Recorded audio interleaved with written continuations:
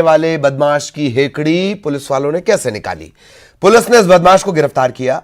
जिस बस में इस बदमाश ने चाकू लहराया था उसी बस में यात्रियों से उसने माफी मांगी, सफाई की। पुलिस की गिरफ्त में आए बदमाश ने कुछ दिन पहले बस में किराया मांगने पर चाकू से कंडक्टर को धमकाया था। चाकू लहराने वाली यह घटना सीसीटीवी में कैद हुई थी। इसके बाद बदमाश की तलाश की जा रही थी। 6 दिन बाद इसकी गिरफ्तारी हुई और फिर सारी रंगदारी निकल गई, सारी हेकड़ी निकल गई। जिस बस में चाकू ये लहरा रहा था, ये चिल्ला चिल्ला के कह रहा था, तू जानता नहीं मैं कौन हूं। पुलिस वालों ने बता दिया कि ये कौन है। कानून सबके लिए बराबर। सबसे माफी मांगनी पड़ी, झुककर सफाई करनी पड़ी।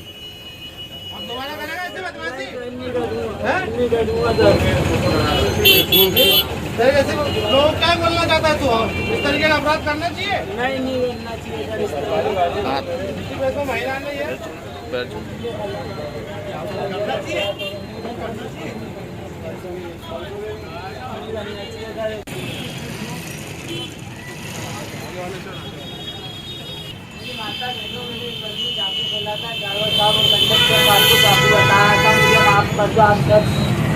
बहुत बड़ा अपराध हो गया था।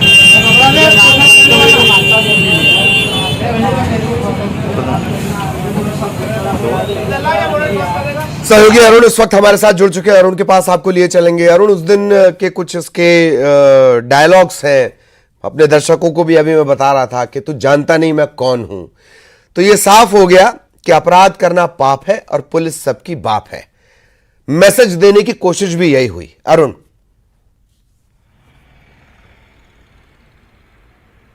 बिल्कुल, देखिए 7 दिन पुराना मामला है जब एक बस में ये बदमाश चढ़ा था और किराया मांगने पर रंगदारी वसूलने की बात कर रहा था। चाकू, खुलेआम चाकू लहराते हुए कई ये बोल रहा था कि मैं जानता नहीं अब मैं कौन हूं। तो एक तरह से ये अपनी हैकड़ी बता रहा था, लेकिन उसकी हैकड़ी गुम हो गई जब उसको पुलिस ने उसको गिरफ्तार कर लिया और बस में उसके सभी जो यात्री थे उनके पैर पड़वाए और साथ ही बस में सफाई भी करवाई। तो इस बदमाश की जो हैकड़ी थी वो छूमंतर हो गई और पुलिस ने एक तरह से एक मैसेज देने की कोशिश की कि कोई भी इस तरह की वारदात को अंजाम देगा, कोई भी गुंडा इस तरह के काम करेगा या लोगों को धमकाने का काम करेगा तो पुलिस उस पर सख्त कार्रवाई करेगी और इस पर भी यही कार्रवाई की गई। अच्छी बात है कि उसी बस में उसको ले जाया गया और लोगों के बीच जो खौफ था उसको खत्म करने की कोशिश की कि पुलिस सख्त है और पुलिस किसी से डरने वाली नहीं है। और जनता से भी अपील की जा रही है कि वो भी ऐसे लोगों से डरे नहीं और अगर कोई इस तरह की मामला आता है तो उसको तत्काल पुलिस को सूचित करे। पुलिस इस पर सख्त कार्रवाई करेगी और सख्त एक्शन लेगी।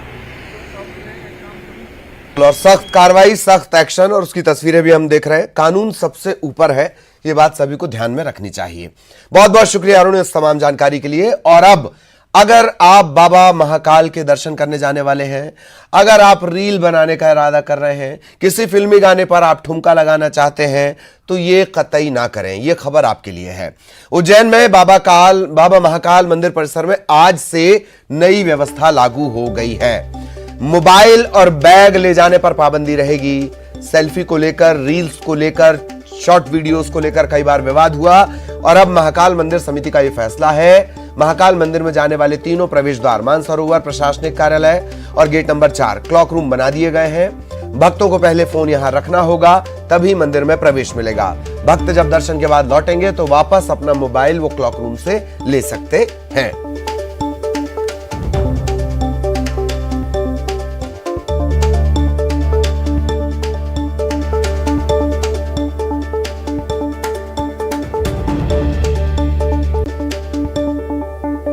तो नई व्यवस्था अब से महाकाल मंदिर में मोबाइल की नो एंट्री। आज से यह फैसला लागू किया जा रहा है। रील्स को लेकर, सेल्फी को लेकर कई बार विवाद हुआ और इस विवाद के बाद अब यह फैसला लिया गया है कि महाकाल मंदिर परिसर में मोबाइल की एंट्री नहीं होगी, बैग की एंट्री नहीं होगी।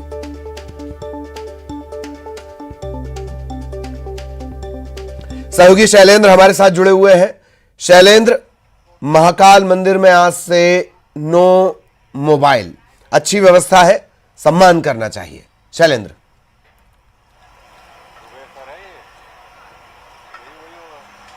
बिल्कुल ललित, आपने ठीक कहा कि एक बेहतर व्यवस्था है, क्योंकि इस लिहाज से कि जिस तरीके से देखने में आ रहा है कि आजकल का यूथ जो है वो रील बनाने का बेहद शौकीन हो गया, और किसी भी धार्मिक स्थल हो या दूसरे जो स्थल हो वहां पर जब वो पहुंचता है तो अपने एक रील जरूर बनाता है। और लेकिन ऐसे में ये देखने में आया है कि महाकाल मंदिर में कई युवक युवतियों ने रील बनाया, जिसको लेकर मंदिर प्रबंधन ने भी आपत्ति दर्ज की, और इसके अलावा जो श्रद्धालु थे उनकी तरफ से भी आपत्ति दर्ज कराई गई। और यही कारण है कि अब महाकाल लोक में एक नई व्यवस्था आज से लागू की गई है। जो 2 प्रमुख प्रवेश द्वार हैं उसके बाहर ही लगभग 10,000 मोबाइल लॉकर बनाए गए हैं। यानी यदि आप अपना मोबाइल लेकर जाते हैं तो पहले आपको लॉकर में अपना मोबाइल जमा करना होगा, उसके लिए बाकायदा एक यूनिक आईडी आपको दी जाएगी, ताकि दर्शन करने के बाद जब आप लौट कर आए तो फिर उसके बाद अपना मोबाइल निकाल लें। हालांकि बाकी महाकाल लोक में अंदर मोबाइल ले जाने की कोई पाबंदी नहीं, लेकिन महाकाल मंदिर के अंदर यदि आप जाएंगे तो आप मोबाइल नहीं ले जा सकते। हालांकि एक लाइन और है इसमें कि जब भस्म आरती के दौरान जो है उस समय जो है आपको मोबाइल ले जाने की अनुमति होगी। तो कहीं ना कहीं एक बेहतर व्यवस्था है, क्योंकि जिस तरीके से लगातार ये देखने में आ रहा था कि कुछ फिल्मी गानों पर महाकाल मंदिर के अंदर जो है वो रील बनाई जा रही थी और वो सोशल मीडिया पर वायरल हो रही थी, जिससे कहीं ना कहीं जो धार्मिक लोग हैं उनकी भावनाएं आहत हो रही थी। और इसको लेकर ही महाकाल मंदिर का परिसर का जो प्रबंधन है उसने एक बड़ा फैसला लिया, और इससे कहीं ना कहीं भक्तों के लिए भी राहत की खबर है कि क्योंकि बाकायदा अगर मोबाइल न ले जाने की व्यवस्था की है तो आपके मोबाइल रखने के भी समुचित इंतजाम किए गए हैं। नहीं, यदि आप मोबाइल लेकर ऊपर गेट तक पहुंचते भी हैं तो आपको परेशानियों का सामना करना नहीं पड़ेगा, बल्कि जो लॉकर्स बनाए गए हैं उसमें आप अपना मोबाइल सुरक्षित रख सकते हैं। जी चलिए, धन्यवाद शैलेंद्र इस तमाम जानकारी के लिए। तो मोबाइल सुरक्षित रखने के लिए पर्याप्त व्यवस्था की गई है। सहयोगी शैलेंद्र विस्तार से जानकारी दे रहे थे। अगली बड़ी खबर का रुख करेंगे। ग्वालियर से बड़ी खबर है। गजरा राजा मेडिकल कॉलेज के पूर्व छात्र को सजा। जीआरएमसी के पूर्व छात्र डॉक्टर राहुल यादव को 4 साल की सजा सुनाई गई है। फर्जी दस्तावेज के मामले में विशेष अदालत ने यह सजा सुनाई है। 12,500 रुपए का जुर्माना भी लगाया गया है। वर्तमान में शिवपुरी मेडिकल कॉलेज में तैनात है डॉक्टर राहुल। मेडिकल कॉलेज में दाखिले के लिए इन्होंने फर्जी मार्कशीट लगाई थी। जुलाई 2004 का यह मामला है। राहुल पर आरटीआई एक्टिविस्ट ने एफआईआर दर्ज करवाई थी।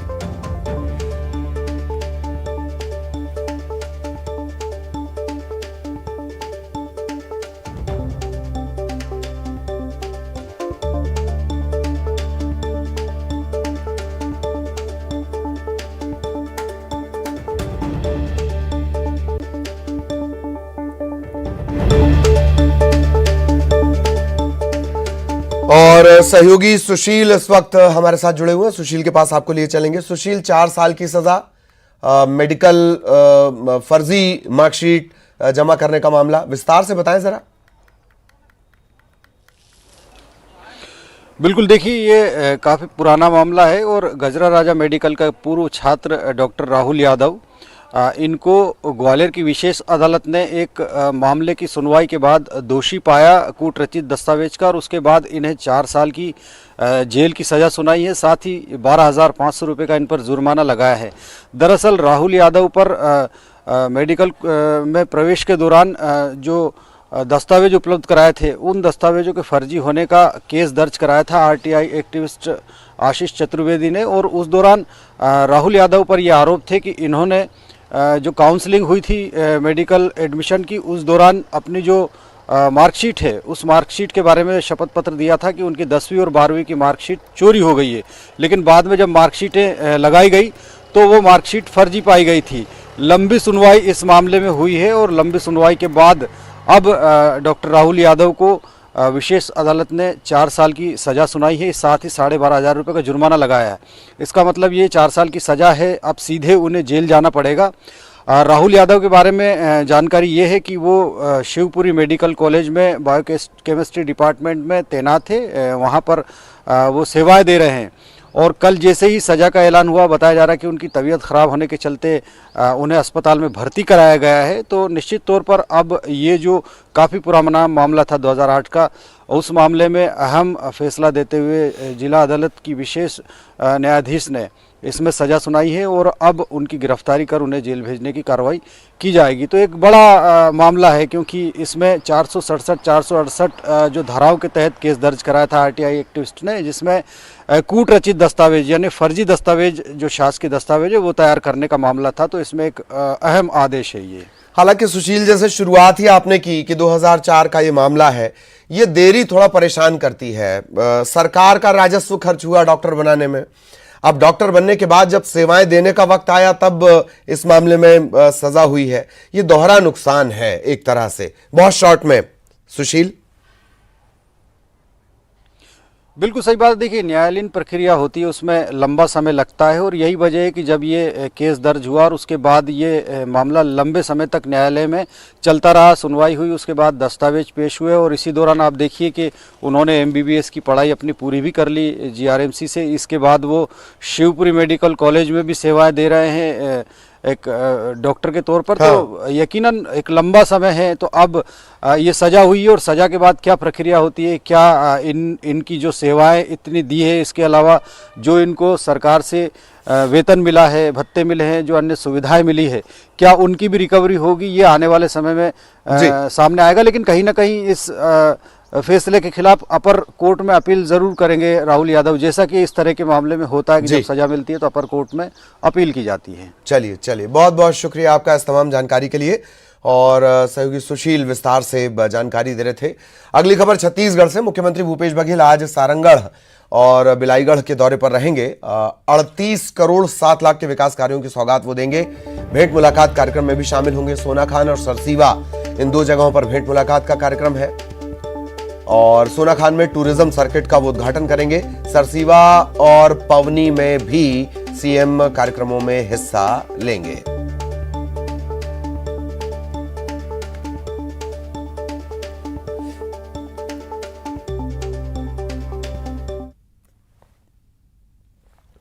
सीधा योगेश हमारे सहयोगी हमारे साथ जुड़े हुए हैं। योगेश के पास आपको लिए चलेंगे। योगेश, क्या कुछ मुख्यमंत्री का कार्यक्रम है, पूरे विस्तार से बताएं जरा।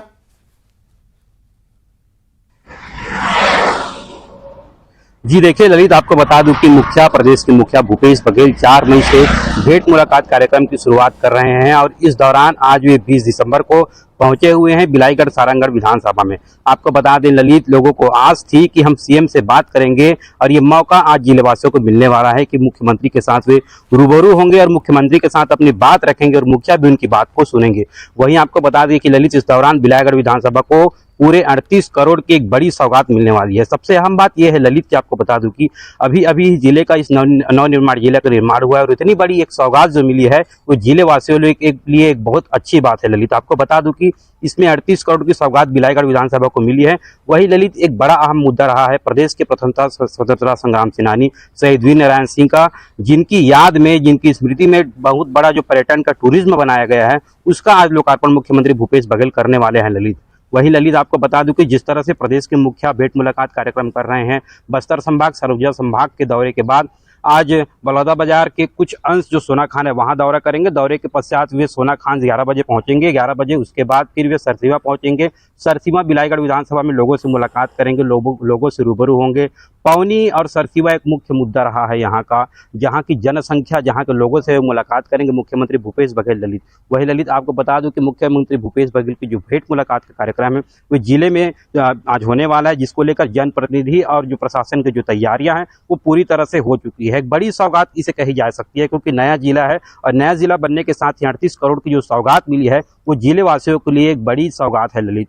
जिस तरह से मुख्यमंत्री भूपेश बघेल भेंट मुलाकात कार्यक्रम जो कर रहे हैं उससे कहीं ना कहीं ये भी कहा जा सकता है कि जनता भी इससे जनता भी मुख्यमंत्री के साथ आज रूबरू होंगे और उसके साथ ही जनता और जनप्रतिनिधि भी मुख्यमंत्री के साथ मिलेंगे और बातचीत करेंगे। वही सामाजिक संगठन, सामाजिक सदस्य के लोग भी आज इससे जुड़ेंगे और मुख्यमंत्री भूपेश बघेल की भेंट वार्ता कार्यक्रम में आज शामिल होंगे ललित। चलिए, बहुत बहुत धन्यवाद आपका इस तमाम जानकारी के लिए। सहयोगी योगेश विस्तार से जानकारी दे रहे थे, उनके जरिए हमारी नजर लगातार बनी हुई है। रायपुर से बड़ी खबर, शंकर नगर और पंडरी में 2 दिन पानी की सप्लाई नहीं। आज शाम से दोनों इलाकों में पानी नहीं मिलेगा। पानी की टंकी में खराबी आने के चलते पानी की आपूर्ति बाधित हुई है। अनुपम नगर, गीतांजलि नगर के इलाके भी प्रभावित होंगे।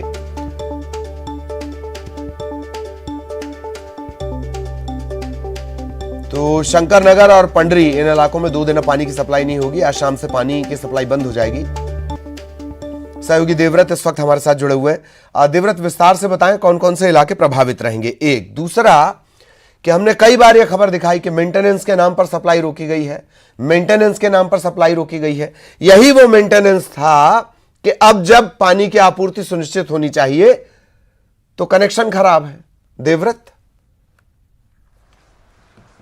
जी, बार बार मेंटेनेंस के नाम पे शटडाउन लिया जाता रहा है अब तक नगर निगम द्वारा, और फिर एक बार 2 दिन तक पानी की परेशानी बढ़ने वाली है और एक तरह से बड़ी आबादी इससे प्रभावित होगी। लाखों की संख्या में लोग प्रभावित होंगे, क्योंकि जो शंकर नगर का इलाका आता है वो काफी पॉश इलाका है और बहुत डेंसिटी वाला इलाका है, लोगों की आबादी बहुत ज्यादा है, और ऐसे में अगर पानी नहीं आता है इन इलाकों में तो परेशानी बढ़ सकती है। आज शाम से पानी की सप्लाई प्रभावित होने वाली है, जो कि कल सुबह तक के होगी। यानी जिनको भी आज 2 दिन समस्या से नहीं 2-4 नहीं होना है, उनको आज ही पानी स्टोर करके रखना होगा। आज सुबह जो भी पानी घर में आ रहा है, चाहे वो किसी भी तरह से स्टोर करके रखें, पानी को स्टोरेज करके रखना बहुत जरूरी होगा।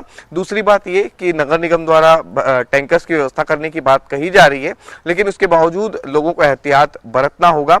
रही बात सुधार कार्य की, तो ओवरहेड टैंक में जो इनलेट पाइप होता है उसका डक्ट फूट गया है और इस वजह से ये समस्या आ रही है। इसमें बताया जा रहा है कि सुधार कार्य होगा, मेंटेनेंस होगा, जिसमें एक विशेष तरह का सीमेंट लगाया जाएगा और उसको सूखने में 1 रात का वक्त लगेगा और 1 पूरे दिन का वक्त लगेगा, और इसलिए आज शाम से पानी की सप्लाई जो है वो रोक दी जाएगी और उसके बाद कल शाम से लोगों को पानी मिल सकेगा। यानी आज शाम और कल की जो सुबह है वो लोगों के लिए पीड़ादायक हो सकती है, तकलीफदायक हो सकती है।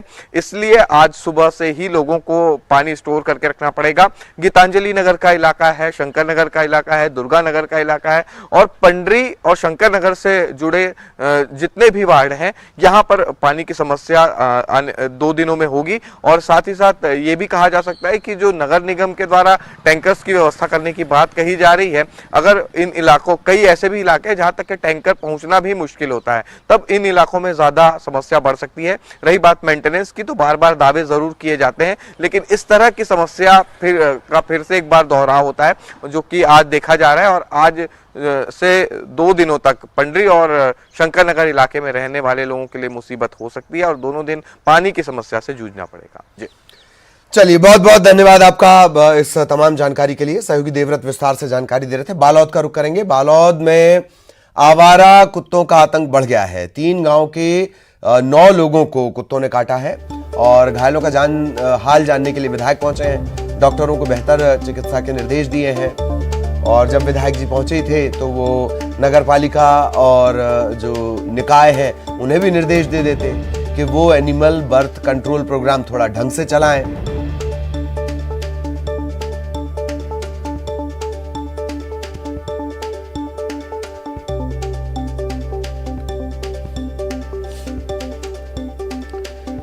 और सहयोगी डिलेश्वर इस वक्त हमारे साथ जुड़े हुए हैं। डिलेश्वर, पूरी जानकारी विस्तार से। जी बिल्कुल ललित, आपको बताना चाहूंगा कि ये पूरा जो घटना जो है वो अर्जुंदा थाना क्षेत्र का बताया जा रहा है, जहां पर 3 जो गांव है, उड़ार, सकरी और 2 और गांव है, वहां आवारा कुत्ते का आतंक लगातार देखने को मिल रहा है। आवारा कुत्ता जो है वो पागल हो चुका है बताया जा रहा है, और जिसके कारण से कल संख्या 6 थी और 6 लोगों को कुत्ते ने काटा था, लेकिन आज वो 6 से बढ़कर 9 हो गई है और लगातार आतंक देखने को मिल रहा है, जिसको लेकर नगर पालिका, नगरीय निकाय के जो जिम्मेदार जो है वो लोग मौन है, किसी तरीके की कार्यवाही नहीं कर रहे हैं ताकि आवारा कुत्तों का जो आतंक जो है उससे बचा जा सके। फिलहाल अभी 9 संख्या है और 9 लोगों का इलाज सामुदायिक स्वास्थ्य केंद्र अर्जुंदा में जारी है, जिसका हालचाल जानने के लिए कुंवर सिंह निषाद को जैसे ही जानकारी मिली मौके पर पहुंचे और पहुंचने के बाद में हालचाल भी जाना। अधिकारियों को, वहां के जो डॉक्टर हैं उनको भी निर्देश दिए हैं कि बेहतर चिकित्सा हो सके। इसके अलावा नगरीय निकाय की ओर से किसी तरीके की कार्रवाई नहीं की गई है ताकि आवारा कुत्तों से बचा जा सके। ललित, चलिए, धन्यवाद आपका इस तमाम जानकारी के लिए। बुरहानपुर में बीती रात टेक्सटाइल फैक्ट्री में आग लग गई। निम्बोला थाना इलाके के बसाड़ फाटा में स्थित फैक्ट्री में जैसे ही मजदूरों ने आग लगी देखी, इसकी सूचना पहले मिल मालिक को दी गई। आग बुझाने की कोशिश की गई।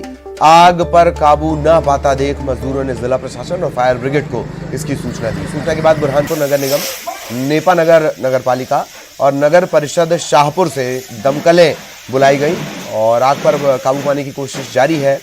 अब तक आग लगने की वजह साफ नहीं हो पाई है।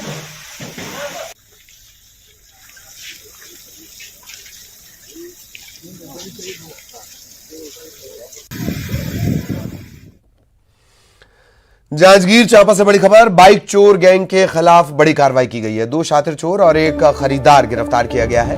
इनके पास एक मोटरसाइकिल भी जब्त की गई है। भीड़भाड़ वाले इलाके में वारदात को अंजाम दिया करते थे। सक्ती जिले के रेलवे स्टेशन पारा के ये आरोपी रहने वाले हैं।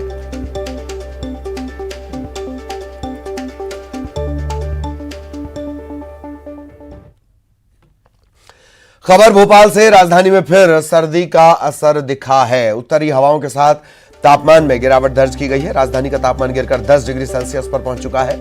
मध्य प्रदेश के 18 स्थान ऐसे हैं जहां तापमान 6 से 10 डिग्री सेल्सियस के बीच है। छतरपुर का नौगांव पारा यहां पहुंच गया है 5.7 डिग्री सेल्सियस।